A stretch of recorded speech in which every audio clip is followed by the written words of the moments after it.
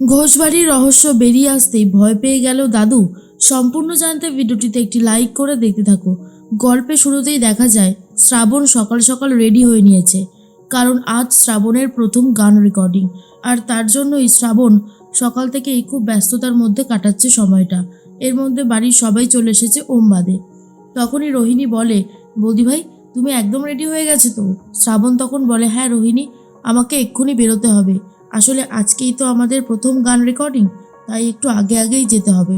এরপরেই ওম তখন এদিকে বাজার করছে। কাকাই তখন বলে, খুব ভালো, আমি তোমাকে প্রাণ ভরে আশীর্বাদ করছি, দেখবে তুমি একদিন অনেক বড় গায়িকা হবে। তখনই কাকিমাকে কাকিকে নমস্কার করছে। এরপর সানায়াকে খুঁজতে থাকে সানায়ার সাথে কথা বলবে বলে।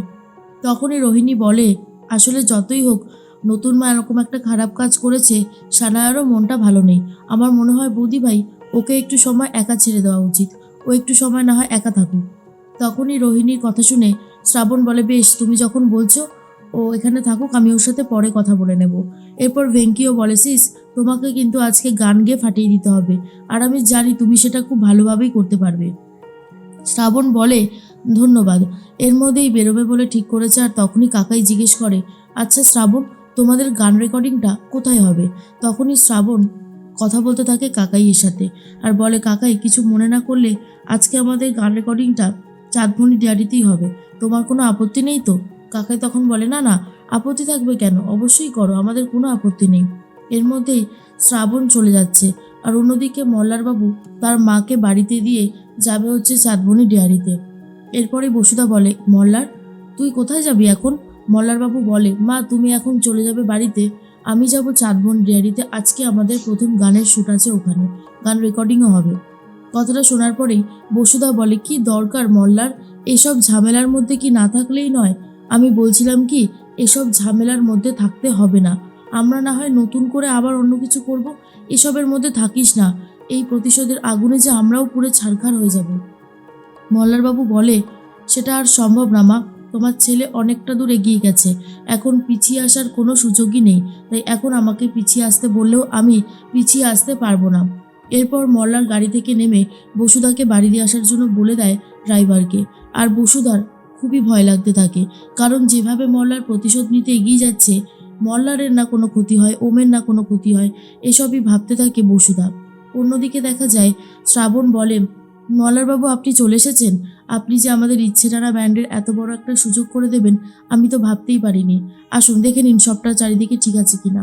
মল্লারবাবু আসে আর প্রথম থেকে ভাবতে থাকে তার মায়ের বলা কথাগুলো হুবহু মিলে যাচ্ছে, কারণ বসুদা বলেছিল ডেয়ারি ঢোকার আগেই প্রথমেই রয়েছে চাঁদমণি আর চাঁদমণি মেয়ের মূর্তি, তারপরেই রয়েছে একটু এগিয়ে একটা বসার জায়গা, ওটাই অফিস। এরকম খোলামেলার জায়গায় অফিস আর কোথাও আছে কিনা সন্দেহ আছে। চারিদিকটা একটা মনোরম পরিবেশ, সুন্দর পরিবেশ। এর মধ্যেই শ্রাবণ তখন বলে, আপনি আমাকে এত বড় একটা সুযোগ দিয়েছেন, তার জন্য আপনাকে অসংখ্য ধন্যবাদ, আপনি দয়া করে এভাবেই আমার পাশে থাকবেন। এর মধ্যেই চলে এসেছে ওম। ওম চাঁদমণি ডিয়ারির পাশ থেকেই যাচ্ছিল বাজার করে, আর যখনই দেখেছে এখানে মল্লারবাবু এসেছে, শ্রাবণ এসেছে, তাই ব্যাগ নিয়েই চলে আসে ভেতরে আর বলে, এখানে কি হচ্ছে?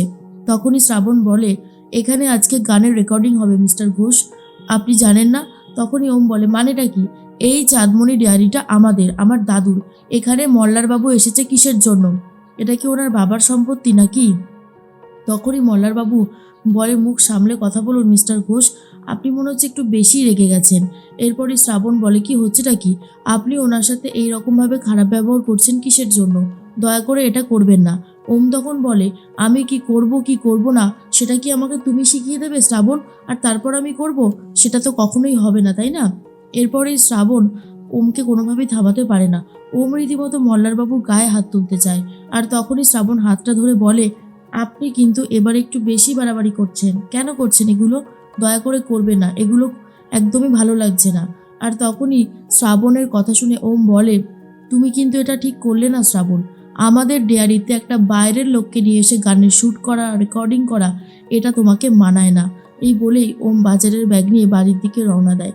আর তখনই কাকিকে ডাকতে থাকে আর বলে, কাকি এই বাজারটা ধরো। তখনই রানু বলে, আরে কি সুন্দর টাটকা টাটকা সবজি, আর মাছটাও তো দেখে মনে হচ্ছে পুরোই টাটকা। ওম তুই তো প্রথম দিন বাজারে গিয়েই ফাটিয়ে দিয়েছিস। আর এর মধ্যেই রোহিণী তখন বলে, দাভাই তোর শরীর ঠিক আছে তো? দেখে মনে হচ্ছে তুই আবারও কোথাও ঝামেলা করে এসেছিস।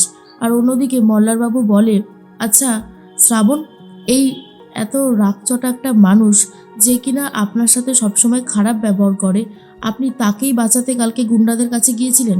তখনই শ্রাবণ বলে, হ্যাঁ গেছিলাম, কারণ উনি আমার স্বামী, উনি যত যাই ভুল করুক না কেন আমি ওনার প্রাণ কখনোই বিপদের দিকে ঠেলে দিতে পারি না। তাই ওনার যাই হোক না কেন আমি যাবই, সেটা আমার প্রাণের বিনিময় হলেও আমি ওনাকে বাঁচাবো।